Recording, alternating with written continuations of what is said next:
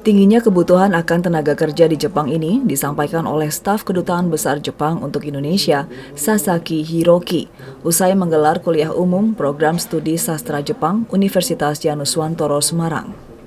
Kuliah umum dengan tema Dunia Kerja Pasca Pandemi di Jepang ini merupakan kerjasama dengan Japan Indonesia Program Academic atau JIPA bersama Udinus dan diikuti oleh mahasiswa sastra Jepang Udinus. Dalam kuliah umum tersebut, Sasaki Hiroki memaparkan kebutuhan dan kondisi dunia kerja yang saat ini dibutuhkan di Jepang. Ia juga memberikan sejumlah trik untuk mewaspadai Black Gaisa atau perusahaan yang melakukan eksploitasi kerja. Di Jepang sendiri, saat ini jumlah permintaan akan tenaga kerja dari luar negeri mencapai 345.000 orang untuk posisi magang dan skill worker. Sayangnya hingga kini, tenaga kerja luar yang masuk ke Jepang hanya bisa terpenuhi sebanyak 80 hingga 90.000 saja. Dan Indonesia bisa mensuplai hingga 9.400 orang bekerja di Jepang. Karenanya Kedutaan Besar Jepang untuk Indonesia gencar mengunjungi sejumlah perguruan tinggi yang memiliki program studi bahasa Jepang untuk menawarkan program intensif ke Jepang bagi mahasiswa tingkat 3 dan 4. 日本では今労働者のデマンドはどんどん上がってきています。日本で働くための条件としては今技能実習という研修スキームと特定技能という労働者のスキームがあります。特定技能としての労働者のスキームでは日本語能力で L4、L 運パッドが要件の一つになっています。 Universitas Januswantoro sebagai salah satu perguruan tinggi yang memiliki program studi bahasa Jepang sangat menyambut baik langkah ini.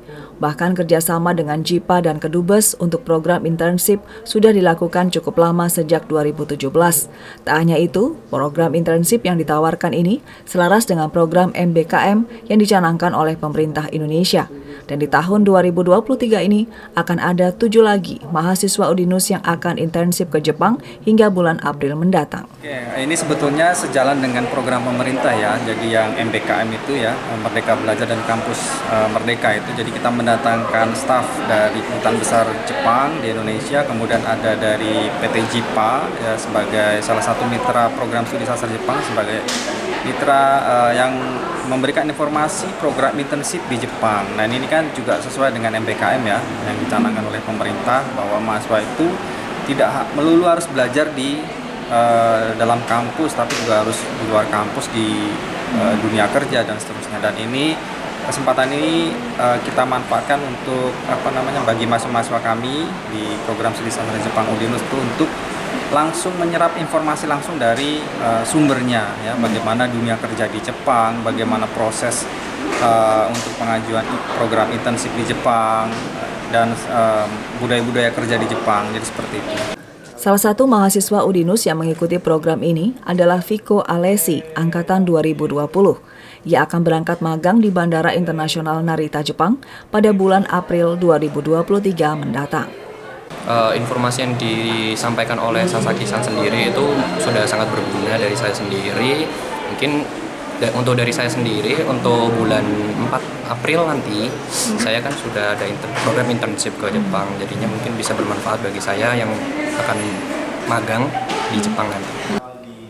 Usai menghadiri kuliah umum, Sasaki Hiroki bersama sejumlah staf dari JIPA berkesempatan melakukan tur ke TViku Semarang yang merupakan televisi kampus lokal milik Universitas Januswantoro Semarang.